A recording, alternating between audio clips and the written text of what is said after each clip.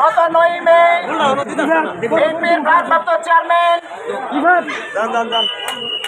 জনাব তারেক রহমান ব্রাহ্মণবাড়িয়া জেলা বিএনপির একটি সুন্দর শক্তিশালী এবং চৌকস কমিটি উপহার দিয়েছে। সেই কমিটিতে আমি আবুল মোসের মিশন সাংগঠনিক সম্পাদক এবং আমাদের আখাউড়া উপজেলার কৃতি সন্তান আখাউড়া উপজেলা বিএনপির সাবেক সিনিয়র সহসভাপতি আলহাজ খন্দকার বিল্লাল হোসেন ভাই কার্যকরী সদস্য হিসাবে অন্তর্ভুক্ত হয়েছে। গতকালকে আমাকে আপনারা বরণ করেছেন। আজকে বিল্লাল ভাইয়ের সমর্থনে, বিল্লাল ভাইকে ভালোবেসে আজকে তীব্র রৌদ্র অপেক্ষা করে আপনারা যেভাবে রেল স্টেশন চত্বর থেকে এই মায়াবী চত্বর পর্যন্ত নেতা কর্মীরা বরণ করে নিয়েছেন, ওনার রাজনীতি, ওনার স্টেট আরো 100 গুণ বেড়ে যাবে।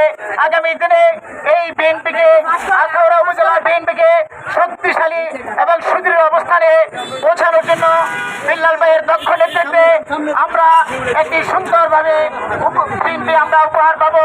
সকল নেতা কর্মীরা অত্যন্ত উজ্জীবিত হয়েছে।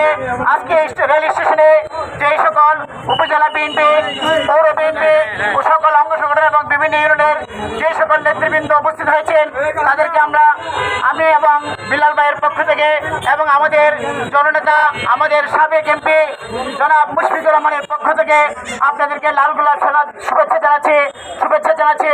ব্রাহ্মণবাড়িয়া জেলা বিএনপির নবনির্বাচিত সভাপতি ইঞ্জিনিয়ার খালেদ মাহবুব শ্যামল ভাইকে ধন্যবাদ জানাচ্ছি। নবনির্বাচিত কমিটির সিনিয়র সহসভাপতি সাবেক বিপি জনাব জহিরুল হক খোকন ভাইকে ধন্যবাদ জানাচ্ছি।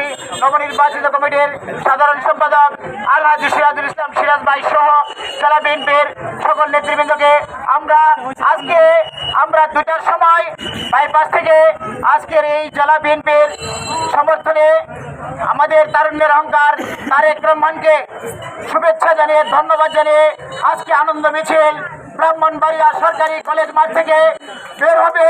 আমরা আখাউড়া থেকে কয়েক হাজার নেতাকর্মী আমরা খন্দকার বিল্লাল ভাইয়ের নেতৃত্বে আমরা এই বাইপাস থেকে রওনা দেব। আপনারা চলে যাবেন, যার যেখানে বাসের স্পট দেওয়া আছে আপনারা ওই বাসের নেতৃত্ব দিয়ে সঠিক সময়ে আপনারা বাইপাসে নিয়ে আসবেন।